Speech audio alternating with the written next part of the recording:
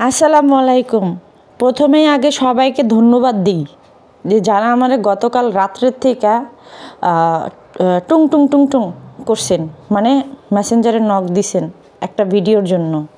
যাই হোক, আমি অনেক কৃতজ্ঞ যে আপনাদের আমার প্রতি বা আমার উপরে আমারে দিয়া আপনাদের অনেক কি বলবো এক্সপেকটেশন আছে। আপনারা আমার কাছ থেকে অনেক আশা করেন, অনেক কিছুই আশা করেন। যাই হোক, আমার খুব ভালো লাগছে বিষয়টা, অনেক ধন্যবাদ।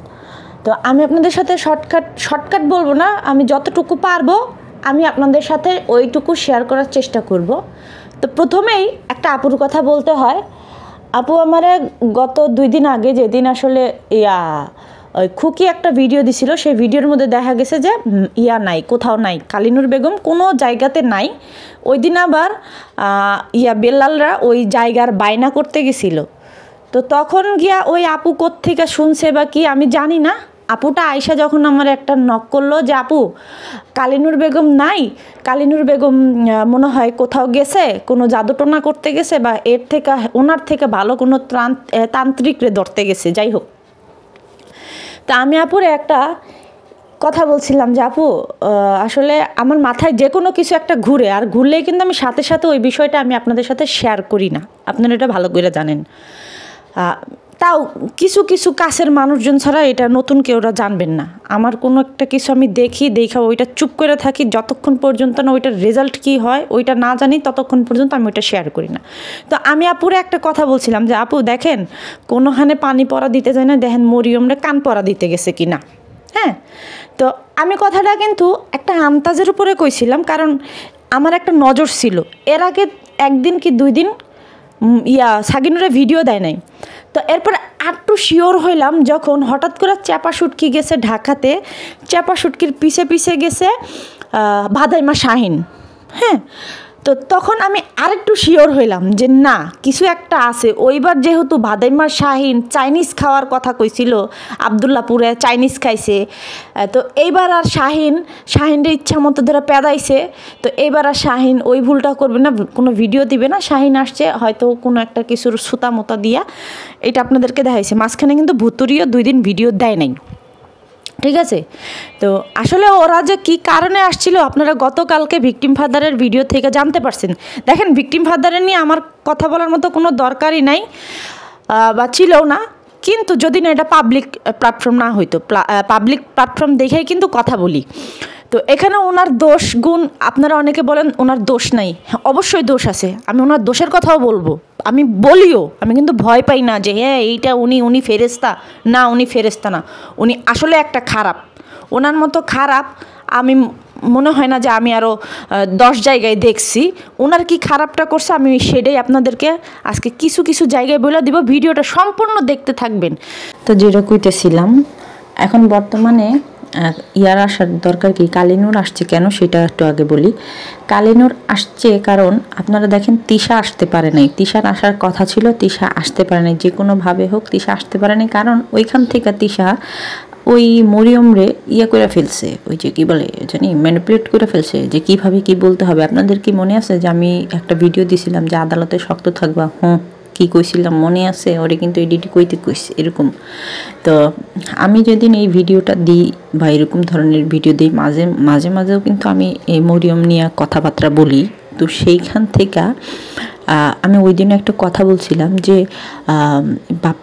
বাপ্পি তিশার কিন্তু এখন আসা দরকার, আর সেদিন আসবে কারণ এই কারণে যে মরিয়মের যেহেতু আদালতের হাজিরার একটা আছে, শুনানি আছে বা একটা আছে, সেখানে অবশ্যই তিশা আসতে চাইতেছে সাথে কইরা ফাতেহারে নিয়া। তো দেখেন, আমার ওই কথাটা বলার পরে ওরা অবশ্যই আমার চ্যানেলের ভিডিও দেখে, আপনারা জানেন, ইতিমধ্যে আপনারা প্রমাণও পাইছেন। তো এই জিনিসটারে ধামাচাপা দেওয়ার জন্য, এই জিনিসটা করার জন্য তিশা আসে নাই। এখন যে কোনো ব্যস্ততার দেখায় হোক, যে কোনো কিছু হোক, এগুলো দেখায় কিন্তু তিশা আসে নাই, বাপ্পি আসে নাই। হ্যাঁ, যাবে কবে জানেন? এই যে যদিও যায়, আমি বলি যদিও যায়, তা যাবে গিয়া এই তো কিছুদিন পরে, মানে এই মামলা টামলার 14 তারিখের পরে যাইতে পারে। এই 14 তারিখের পরে গিয়া যা ফাইনাল খেলা দেখানোর বা ফাইনাল ইয়া করা দেখানোর করে দিবে। আর এর আগে তো ফোনের মধ্যে সারাদিন কইতেই থাকছে মরিয়ম রে। আর সব থেকে বড় কথা হইতেছে যে কালিনুর বেগম গেছে, কালিনুর বেগম হচ্ছে গিয়া এই 3টা নিরে জন্ম দিছে, তার মানে বুঝতে হবে কালিনুর বেগম কোন জাতের কোন ধরনের। আর এখন ভোলা আসে নাই কেন? ভোলা না আসার কারণ হইতেছে গিয়া বাড়ির মধ্যে কাজ। এখন এই কাজ ব্যস্ত হইয়া যদি আসে সেখানে আরও সন্দেহ কিন্তু আরও বেশি দানা বাঁধবে যে কিরে ও বাড়ির কাজ তো কই চলে গেছে। এটা কিন্তু একটা ব্যাপার। তো সব কিছু মিলায়া এইবার ট্রিক্স কইরা আগে মেয়ের ডাক্তার দেখানোর কথা বললা বা ইয়ার ডাক্তার দেখানোর কথা বললা চাপা সুটকি আগে এসে তারপরে গিয়া বাদাইমা শাহিন বা এটা সেটা গেছে। হ্যাঁ, তো ওদের মনের মধ্যে ছিল যে ওরা আদালতে যাবে। আর গিয়া ওই কালিনুর বেগমরা এসে তন্ত্রমন্ত্র যতটুকু যারে খাওয়ানো দরকার খাওয়ায় দাওয়ায় তারপরে নিয়ে এসে। আর তো মনে করেন মিথ্যা কথা যতটুকু আছে আপনারা তো শুনছেনই কি শোনাইছে। যেই মেয়ে জীবনে কোনোদিন বাপের চেহারায় দেখে নাই জিজ্ঞেস করছে বাপে বলে, মানে ভিকটিম ফাদার জিজ্ঞেস করছে যে আমি কে বলো তো, তখন কইতে পারে না যে ও জিজ্ঞেস করছে মনে হয় যে কেমন আছো, তখন মরিয়ম জিজ্ঞেস করে যে আপনি কে। যেই মেয়ে বলে যে আপনি কে, সেই মেয়ে ইউটিউবের ভিডিও কিভাবে দেখা বলে যে আমার মারে গালাগালি করে। হ্যাঁ, এটা একটা পয়েন্ট না?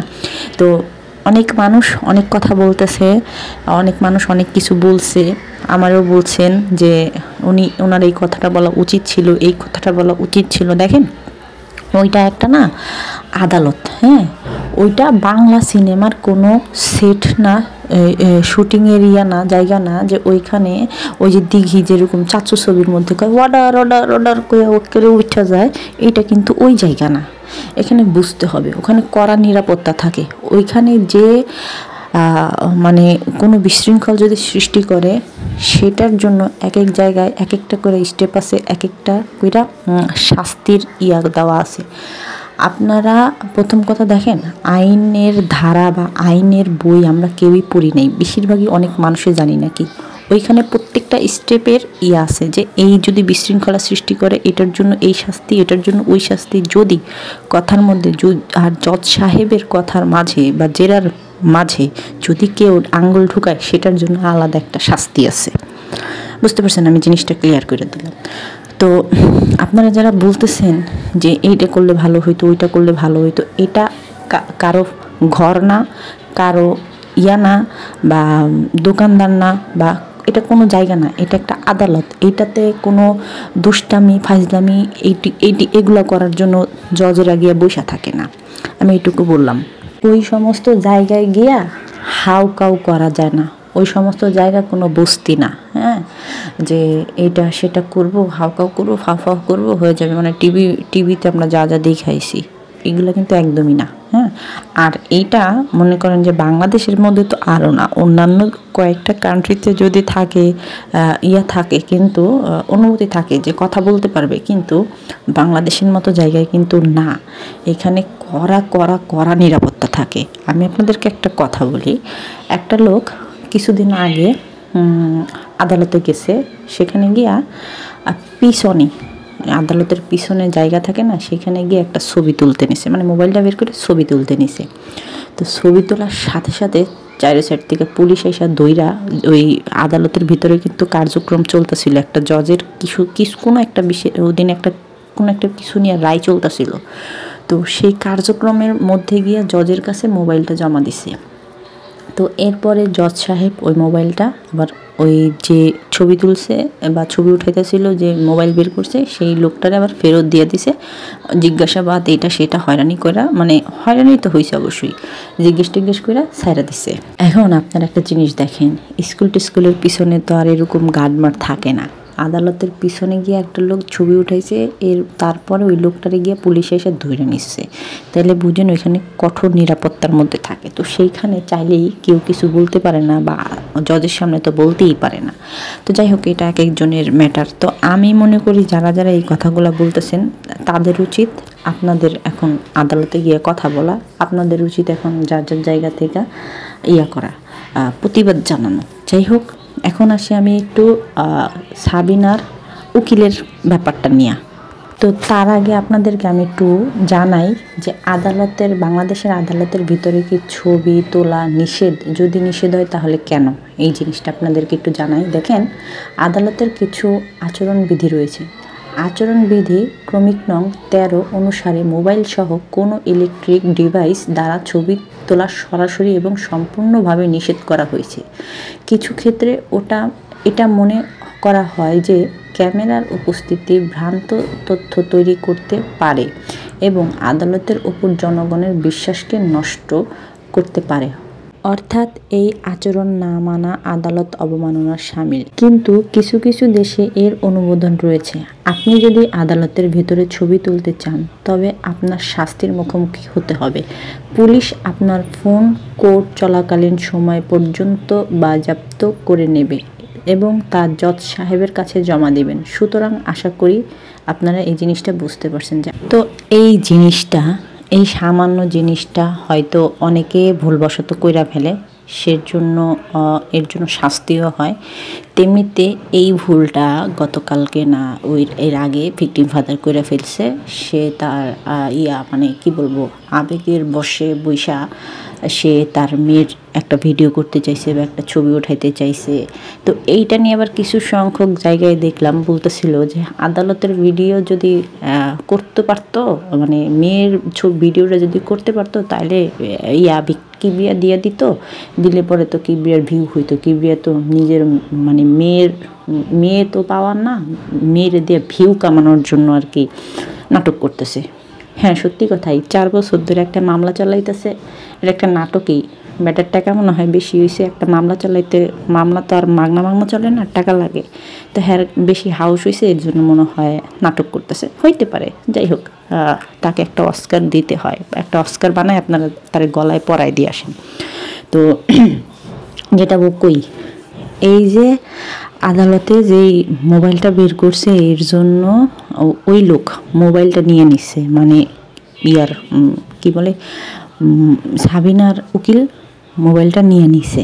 আচ্ছা, এখন আমি যদি বাদী পক্ষ হই বা বিবাদী পক্ষের উকিল হই, আমার থাকবে কি যে আমার বাদীর বিপক্ষে, আমার পক্ষের যে আসামিগুলা সেগুলার পক্ষে দিয়ে তো আমি কথা বলবো। কিন্তু যে সমস্ত মানুষ যদি কোনো ভুল করে হোক, সে আমার বিবাদী পক্ষের লোক, তো আমার তাকে বলে দেওয়া উচিত যে আপনি এটা করতে পারেন না, এটার জন্য একটা আছে, আপনার একটা ভুল হয়েছে। হ্যাঁ, তো সেইখানে মোবাইল সিজ করা, তারপরে মোবাইল নেওয়া, তারপরে আবার যত প্রকার বেয়াদবিগুলো আছে, এইগুলা তো করা একটা উকিলের পক্ষে কখনোই সম্ভব না। প্রথম কথা হচ্ছে গিয়ে যে আমাদের দেখতে হবে ওই উকিলটা কোনো সিনিয়র উকিল কিনা। আপনারা দেখেন, আমি আসলে আমার ক্ষুদ্র আমি নলেজ আমি যতটুকু বুঝতে পারছি, সাবিনার যে উকিল, সেই উকিল হচ্ছে গিয়ে কোনো এক সিনিয়র উকিলের আন্ডারে রয়েছে। আন্ডারে থাইকা তারপরে সে মামলা লড়তেছে, মানে কাজ শিখা তারপরে গিয়ে সে আস্তে আস্তে কাজ শিখে। তো এখন কথা হচ্ছে, একটা শিক্ষিত মানুষ, এটা যে কোনো সাইডেরই হোক, একটা শিক্ষিত মানুষ কখনো কি পারে এইরকম ধরনের গুন্ডামি ভাউটামি করতে? কখনোই পারে না। দেখেন, যে জিনিসটা আরিফ করার কথা সেই জিনিসটা করছে কে? সাবিনার উকিল। তার মানে আপনাদের এখানে বুঝতে হবে যে সাবিনার উকিলে কি পরিমাণ খাইছে, সাবিনার উকিলরে কি পরিমাণে টাকা খাওয়াইছে। সেই সাথে এখানে সাবিনার উকিল শুধু কিন্তু একলা খায় নাই, সাবিনার উকিলের যে সিনিয়র উকিল সেও খাইছে। খায়া তারপরে এখন আসছে গিয়ে এরকম হাতাহাতি করতে। দেখেন, এখানে আজকে যে কোনো একটা দুর্ঘটনা ঘটতে পারত। কি দুর্ঘটনা? যেমন এই জিনিসটা নিয়ে আদালতে একটা মামলা হইতো, কানাকানি হইতো, এটা সেটা হইতো, হইলে পরে বেশি বাড়াবাড়ি করলে একটা জেল জরিমানা হয়ে যেত। জেল জরিমানা হইলে কার হইতো? ভিকটিম ফাদারের।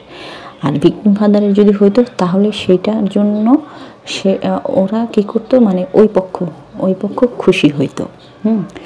তো আমি যেটা বলতে চাইতেছিলাম, সাবিনার উকিল হইতেছে গিয়ে এক প্রকার মনে করেন যে ওনার বটতলার উকিল ছাড়া কোনো কিছুই বলা যায় না। কারণ দেখেন, আমি যদি এক জায়গা থেকে সনদপ্রাপ্ত, আমার যদি সনদ থাকে, তার মানে আমি সেরকম পড়াশোনা করেই কিন্তু সনদটা পাইছি। বার কাউন্সিল এমন কোনো পরীক্ষা না যে গিয়া লেখলাম আর হয়ে গেল। এইটা অনেক কঠিন। আপনি LLB পাশ করতে আপনার জানা কষ্ট লাগবে, এর থেকে বার কাউন্সিল পরীক্ষা দেওয়া উত্তীর্ণ হইতে আপনার সেই কষ্ট হবে। তো সহজে কেউ পাশ করতে পারে না, অনেক কষ্ট করে পাশ করতে হয়। তো ওই লোকের যদি এইরকম ধারা দিয়ে যাইতো, তাহলে ওই লোক কখনোই কোনো দিন এইরকম ধরনের গুন্ডামি করতে পারতো না। ওই লোকে করছে, কারণ টাকা খাইছে, করতে হবে, টাকা খাইছে, করতে হবে। এরপরে যখন গিয়া ভিকটিম ফাদারের উকিল বলছে যে না, আপনি এটা অন্যায় করছেন, ঠিক আছে, সেখানে সে চুপ হয়ে গেছে। চুপ হয়ে যাওয়ার পরেও যখন গিয়া ওই উকিল মানে জিনিসটা বাড়াইতে চাইতেছিল, আপনারা দেখেন জিনিসটা বাড়াইতে চাইতেছিল, তার কথা অনুযায়ী যদি দেখেন জিনিসটা নিয়ে অনেক মাতামাতি করতে চাইতেছিল, অনেক বাড়াবাড়ি করতে চাইতেছিল। মানে এই জিনিসটা যদি রাগ কইরা উত্তেজিত হয়ে যদি ওই লোক মানে ভিকটিম ফাদার যদি এমন কিছু উল্টোপাল্টা স্টেপ নিত, তাহলে এই ভিকটিম ফাদারের জেলে ঢুকাইতে আরও সুবিধা হয়ে যেত। এই জিনিসটা হইতো। তো এরপরে দেখেন মোবাইল নিয়ে তার কাছ থেকে মোবাইল না দিয়া সে কী করছে, সে নিজের হাতে সব কিছু কাটছে, যেটা ওই উকিল কখনোই পারে না, কোনো উকিলই পারে না। এখানে গিয়া সে প্রশাসনকে জানাইতো, বা ওইখানে যখন ম্যাজিস্ট্রেট ছিল বা জজ সাহেব ছিল তার কাছে ফোনটা জমা দিত, সে গিয়া এটার ব্যবস্থা নিত। ওই উকিল কিন্তু কখনোই পারে না। তার মানে উকিলের নামে গুন্ডা ভাড়া করছে সাবিনারা টাকা দিয়া। ওইখান থেকে বের হইয়া গিয়া তারা ঢাকা থেকে 25,000 টাকার কিনছে, মার্কেট করছে। মার্কেট কইরা তারপরে ওদিন ভিডিও দিছে, দেখলাম খুশি। তো আমারও তো একটা খটকা আছে যে কিছু তো একটা হইছে। তো আমি এই তথ্যপাত্রর জন্যই বসেছিলাম। এর মধ্যে গতকালকে যখন ভিডিওটা পাবলিশ করছে, তখন থেকে তো আর অত রাত্রে তো ভিডিও বানানো পসিবল হয় না আমার জন্য। তো যাই হোক, 25,000 টাকা শপিং করছে। উকিল রে খাওয়াইছে মনে হয় 1 লাখেরও বেশি, কারণ দুইজনরে খাওয়াইতে হয়েছে। খাওয়াইয়া মনে করেন এই আদালতে এই কাজটা করছে। আল্লাহ বাঁচাইছে যে সেইখানে ওই লোক মানে মরিয়মের যে বাপ, সে কোনো প্রকার করে নাই, বার্গেনিং করে নাই। বার্গেনিং করলে তার জেলে ঢুকাই দিত। তো এর জন্য ওনার উকিল যে মানে ভিকটিম ফাদারের যে উকিল, সে আগে বইলা জিনিসটারে নর্মাল করে ফেলছে। এটা নিয়েও কথা বলছে যে ওনার উকিল কিছু বললো না কেন, হ্যাঁ, ওনার উকিল যতটুকু বলা ততটুকুই বলছে। তো একটা কথা বুঝবেন, ভদ্র মানুষের সাথে অভদ্র মানুষের কখনো মিলে না। সাবিনা যেরকম অভদ্র, সাবিনার উকিলটাও সেরকম অভদ্র না হইলে এত বড় একটা মিথ্যা কথা ঢাকার জন্য সে কয় লাখ টাকা খাইতে পারে, চিন্তা করছেন আপনারা? আর এক প্রকার গুন্ডা, এক প্রকার গুন্ডা। কোনো উকিল এটা কখনোই পারে না যে সে নিজের হাতে ডিলিট করবে, এটা কখনোই না। এটা একটা অন্যায় হয়েছে। এখন ইচ্ছা করলে এই ভিকটিম ফাদার মানবাধিকারে গিয়া একটা দরখাস্ত করতে পারে, আদালতে করতে পারে, তারপরে আবার আন্তর্জাতিক ট্রাইব্যুনালে গিয়া একটা আবেদন করতে পারে। এটা তার উপরে নির্ভর করে। এখন মানে যে ওনারা ওখানে সম্মানহানি করছে, কে করছে? অমুক উকিল করছে। হ্যাঁ, এইটা নিয়ে কিন্তু সে একটু করতে পারে। তো যাই হোক, এটা ওনার বিষয়। তো এখন আমি একটু ভিকটিম ফাদারের ব্যাপারে বলবো। কি বলবো? এক হিসাবে সে একটু আপসেট হয়েছে যে তার মেয়ে এই ধরনের, যে তার মেয়ে তার কোনো করলো না, এই করলো না, সেই করলো না, হ্যান করলো না। আসলে তার মেয়ে এখন তার নাই, আন্ডারে নাই, সুতরাং তার কোনো কষ্ট পাওয়ার দরকারই নেই। যখন তার আন্ডারে থাকবে তখন তার মেয়ে তার কথাই শুনবে। এখন ওই মেয়ের শিখায় পড়ায় আনছে, এটা আমিও বুঝি, আপনিও বুঝেন, উনিও কিন্তু বুঝছে। তবে এত কিছুর পরেও যে মেয়েটা যে নিজের বাপের নাম কইতে পারছে, যে আমার বাপের নাম জিয়াউল হক কিপ্রিয়া না কি জানি বলছে, তো এই যে আজকে 10-11 বছর একটা বয়স, এই বয়সে আইসা যদি মেয়েরা কোনো কিছু করে বা কোনো সন্তান কোনো কিছু করে, এটা কিন্তু ওদের ব্রেনে সারা জীবন থাইকা যায় যে এরকম এরকম এরকম এরকম।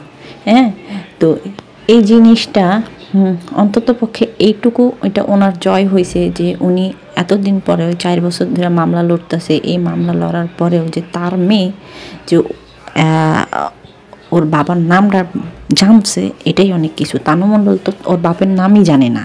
হ্যাঁ, তো এটা কিন্তু একটা প্লাস পয়েন্ট। আর একটা বিষয় কি আমি একটু বলি, সেটা হইতেছে কি যে যার কষ্ট সে বুঝে আর তার আল্লাহ বুঝে।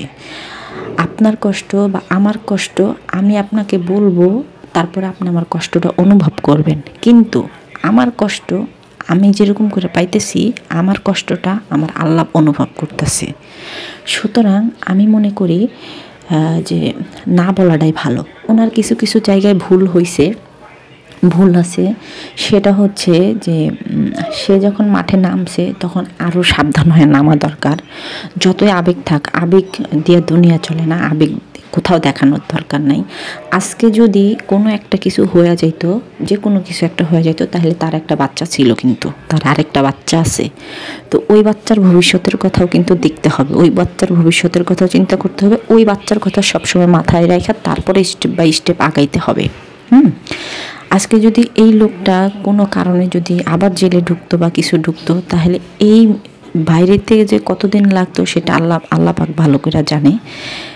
তো ওই যে ঘরে যে বাচ্চাটা আছে, ওই বাচ্চাটার উপর দিয়ে কী ইফেক্ট পড়তো সেটা আপনারাই জানেন যে কী পড়তো। যেই মেয়ে সারাদিন বা যে সন্তানরা সারাদিন বাবা বাবা করে পাগল, সেই সন্তান হঠাৎ করে বাপের দেখতেছে না, এটা বুঝে নিত কী ইফেক্ট পড়তে পারে। তো এই হয়েছে কথা। এখন ওনাকে অনেক দিন আমি আসলে আমার ভিডিওতে অনেকবার করে বলছিলাম যে দেখেন, আপনি আদালতে যাই করেন না কেন, যতটুকু করেন না কেন, অতটুকুই আপনার সবাইরে বলার দরকার নাই। যারা যারা আপনার সাথে পার্সোনালভাবে আছে তারা যদি নক দিয়ে বলে তাহলে বলতে পারেন, বা মাঝে মাঝে হালকা পাতলা আপডেট দিবেন। কিন্তু এই যে যারা যারা সাধু সেজে মধু খাইতে চায়, ওই সমস্ত মানুষদেরকে গিয়া কোনো প্রকার খোঁজখবর দিবেন না। যেমন ওনার সেটা নিজের মুখে কইছে যে এখন যদি মরিয়ম আয়শা যদি আদালতে বলে যে আমার বাপের নাম হইতাছে গিয়ে আরিফ, তাইলেই তো খেল ঘুরা যাবে। দেখেন, খেল ঘুরা যাবে, আপনার কথা আপনার ভিডিও তো এরা দেখে, তো এরা দেখেই তো একটা করে ক্লু বের করে এরা তো জানে না সেটাই তো এদের উকিলের সাথে পরামর্শ করেই তো তারপরে একটার পর একটা স্টেপ বাই স্টেপ যায়। সুতরাং এই জিনিসগুলো থেকে আপনার বিরত থাকতে হবে, এইটাই আমি মনে করি। আমি যতটুকু জানি, আমি এই লাইনে অন্তত পক্ষে এখন নতুন, তো তাই এত কিছু আপনাদেরকে ডিটেলস আমি জানাতে পারবো না, বলতে পারবো না। নেক্সট টাইম যদি কোনো স্টেপ নেন, তাহলে একটু ভালো মতো করে চিন্তা ভাবনা করে তারপরে আপনারা স্টেপটা নেবেন। আর ভিকটিম ফাদার অবশ্যই খারাপ না হলে কিভাবে সে একটা সন্তানের জন্য আরেকটা সন্তানের ভবিষ্যৎ অন্ধকার করে ফেলতে চাইছিল না? আপনারা তো এটাই জানতে চেয়েছিলেন। অনেক খারাপ দেখেই তো কুত্তার মতো আদালতে ঘুরে কুত্তার মতো টাকা ঢালতেছে। কুত্তাই তো এটা, ওই যে কী জানি বলছিল, নেশাখোর না কি জানি বলছিল, আসলেও এটা দেখেই তো আমি মনে করি যে আপনাদের এখন উচিত, যারা এই নোংরা কথা বলতেছেন, যারা করতেছেন, এই সমাজে কারো কোনো আবেগের দাম নাই, ইয়ার দাম নাই। তো আমি মনে করি কি যে যারা এই কথাগুলো বলতেছেন, যাদের চ্যানেলে গিয়ে বলতেছেন, তারা সহ একবার একটু বয়কটের ডাক দিয়েন তো। হ্যাঁ, যে ইনি তো ভালো না, তো যেখানে থেকে মরিয়মের খুব উন্নতি হবে, তো সেইখানে তারা জানি একটু ভালো করে চলে। আর যদি এটাও না হয়, তাহলে একটু বয়কটের ডাক দিয়ে দিন, জোরে একটু বয়কটের ডাক দিন। এটাও যদি না পারেন, তাহলে আর কোনো কথা বলারই দরকার নেই। ওকে, একটা জিনিস, আইন নিজের গতিতে চলে, আইন কারো বাপের গতিতে চলে না, নিজের গতিতে চলে না।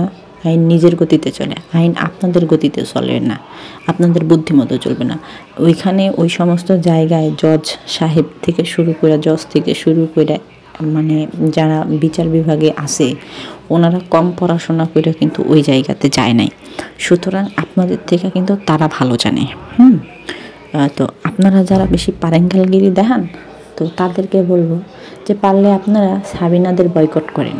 আর যদি এটাও না পারেন তাহলে আপনারা নিজেরা ইউটিউব থেকে বের হয়ে যান, শুধু শুধু গন্ধ ছড়ায়েন না। আর আমার কথা আজকে আপনাদের কাছে অনেকের কাছে খারাপ লাগবে, খারাপ লাগলে কোনো কিছু করার নেই, এটাই বাস্তব। খারাপ দেখেই তো এই মেরে ফিরে আনতে চাইতেছে, নষ্টামি নোংরামির থেকে, টিকটক থেকে করতেছে, দূরে রাখতে চাইতেছে। এটা কয়জন ভালো বাপ মা পারে কন? এই যে বাপ পেয়ে এত ভালো বাপ, অথচ দেখেন তো তার পালিত মেয়েকে টিকটকে নাচাইছে, পালিত মেরে নিয়ে ঘুমাইছে, পালিত মেরে দিয়ে নিজের শারীরিক চাহিদা মিটাইছে, এটা চেট করছে, ওইটা ভালো। আর যেই লোকে নিজের মেরে নষ্টামি নোংরামির থেকে ফিরে আনতে চাইতেছে সেই ভালো না। তো আমি মনে করি যে তারই বয়কট করে দেওয়া উচিত, বুঝছেন?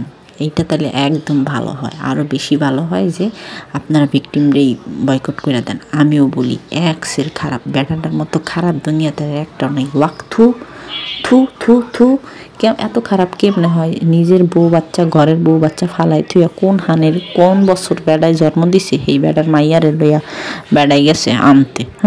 থু থু দিলাম, ঠিক আছে? আপনারাও থু দেন।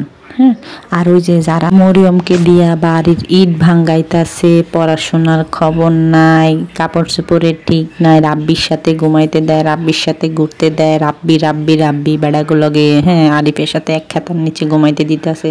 তো আপনারা গিয়া অগরে একটা ডালা সাজা পূজা করেন গা, ওম নমঃ শিবায়, ওম নমঃ শিবায়, তাগরে গিয়া ভিউ আরও ঢাইলা দেন। হ্যাঁ, তো আজকের মতো এখানে বিদায় নিই, ভালো থাকবেন, আল্লাহ হাফেজ।